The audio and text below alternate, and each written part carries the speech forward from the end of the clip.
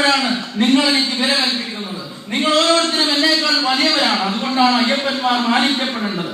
മാമല കയറുന്ന ഒരു അയ്യപ്പന്മാർ എന്നും മാനിതരാക്കപ്പെടണമെന്ന് പ്രാർത്ഥിക്കുവാൻ എനിക്ക് കഴിയുന്നത് ഞാൻ ഈ ഒരു തത്വം മനസ്സിലാക്കുന്ന ആളായോടാണ്. തത്വങ്ങളെ ശരിയായി മനസ്സിലാക്കാത്ത ആളുകൾക്ക് മതം അപകടകാരിയാണ്, മതം വിഷമാണ്, മതം മനുഷ്യനെ മയക്കുന്ന കറുപ്പായി മാറുന്നത് അപ്പോഴാണ്.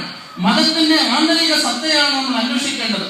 ഒരു വൃക്ഷത്തെ നമ്മൾ കാണുമ്പോൾ വൃക്ഷത്തിന്റെ പടർപ്പുകൾ, പൂക്കൾ, കായകൾ ഒക്കെ കണ്ടെന്നിരിക്കും. പക്ഷെ വൃക്ഷത്തിന്റെ യഥാർത്ഥ ഭാഗം മണ്ണിനടിയിലാണ്.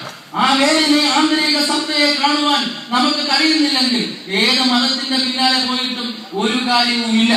ശബരിമല നിങ്ങളെ ഓർമ്മപ്പെടുത്തുന്നത് എന്താണ്? ശബരിമലയിലേക്ക് പല വഴികളുണ്ട്. നിങ്ങൾക്ക് വണ്ടൻപേട്ടിൽ നിന്ന് വരാം, എരുമേലിയിലൂടെ പോകാം, കരിമല കയറി വരാം, ഈ കാണുന്ന ആലയിലൂടെ പോകാം. ഇങ്ങനെ പല വഴി കൂടെ നിങ്ങൾ പോയാലും നിങ്ങൾ സാക്ഷാൽ അയ്യപ്പ ചൈതന്യത്തെ മാത്രമേ കാണാൻ പോകുന്നുള്ളൂ. എന്ന് പറഞ്ഞാൽ നമ്മളെല്ലാം ഏകദൈവ വിശ്വാസികളാണ്. ലോകം സൃഷ്ടിച്ചത് ഒരാളാണ്. അയ്യപ്പ ചിന്തകത്വം, അയ്യപ്പന്റെ അകത്ത് ഓം, സ്വാമി ചിന്തകത്വം, സ്വാമിയുടെ അകത്തും ഓം.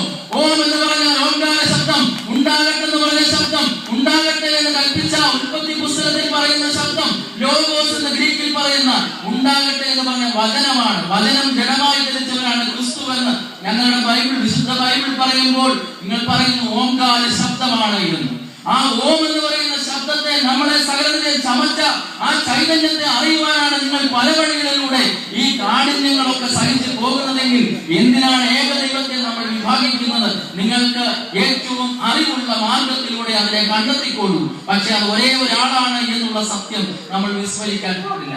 അതുകൊണ്ടാണ് ഒരു ചലച്ചിത്ര ഗാനത്തിൽ എഴുതുന്നത്, ഈശ്വരൻ മനുഷ്യനെ സൃഷ്ടിച്ചു, മനുഷ്യൻ മതങ്ങളെ സൃഷ്ടിച്ചു, ഈശ്വരനും മനുഷ്യനും മതങ്ങളും ചേർന്ന് മണ്ണ് പങ്കുവെച്ചുകൊണ്ടിരിക്കുന്നു എന്ന് നമ്മൾ പാടി കേൾക്കുന്നത്.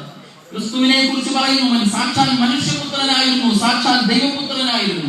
അവൻ തന്റെ രക്തകർത്താക്കളെ ശുശ്രൂഷിച്ചു, പാവപ്പെട്ട മനുഷ്യരുടെ കൂടെ നടന്നു, കുഷ്ഠരോഗികളെ സൗഖ്യമാക്കി, അനാഥരെ കരുതി, ആശ്രയമറ്റവർക്ക് ആലംബം പകർന്നു.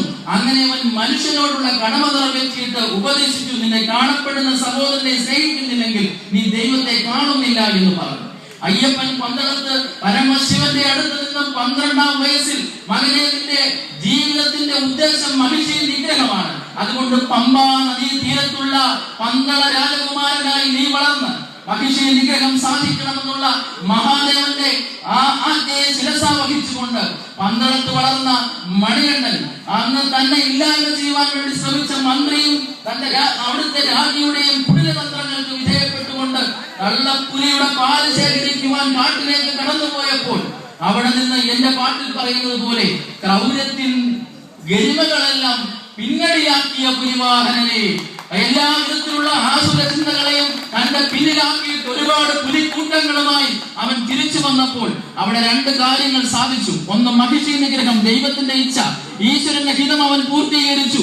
മറ്റൊന്നെന്താ, തന്റെ പ്രിയപ്പെട്ട രാജകുടുംബത്തിൽ തന്നെ വളർത്തി വലുതാക്കി ആ രാജകുടുംബത്തിന്റെ ആവശ്യം, രാജ്ഞിയുടെ വേദനയെ ശമിപ്പിക്കുവാൻ, മനുഷ്യന്റെ വേദനയെ പരിഹരിക്കുവാനുള്ള തന്റെ ശ്രമമാണ് സ്വയം ഏറ്റെടുത്ത് ആ പന്തളം രാജകുടുംബത്തിന് വേണ്ടി ആ ശാസ്താവ് നിർവഹിച്ചത് എങ്കിൽ മനുഷ്യനെന്നുള്ള നിലയിലുള്ള സഹകരണവും ദൈവത്തിന്റെ ഇച്ഛയെ പൂർത്തീകരിക്കാനുള്ള ലക്ഷ്യവും ഈ ക്രിസ്തുവിനെ പോലെ സഫലീകരിച്ചത് നമുക്ക് അവിടെയും കാണാം. ശ്രീനാരായണ ഗുരു കേരളത്തിന്റെ ചരിത്രത്തെ അഗാധമാക്കിയ ഗുരു എന്നാണ് KP അപ്പൻ പറയുന്നത്.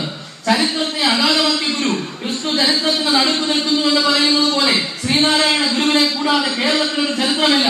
ശ്രീനാരായണ ഗുരുവിന് മുമ്പും ശ്രീനാരായണ ഗുരുവിന് ശേഷവും ലോകത്തിന്റെ വെളിച്ചമെന്ന് ക്രിസ്തുവിനെ പറഞ്ഞാൽ യേശുവിടെ വെളിച്ചമെന്ന് ശ്രീബുദ്ധനെ പറയുന്നു. ശ്രീബുദ്ധനെ പോലെ തന്നെയാണ് ശ്രീനാരായണ ഗുരു. ഈ കേരളത്തിന്റെ അദ്ദേഹത്തെ മാറ്റിയ ഒരു ഗുരുസങ്കല്പമില്ല. അതുകൊണ്ട് അദ്ദേഹം പറഞ്ഞ വാക്കുകൾ നമുക്ക് വളരെ പ്രധാനമാണ്.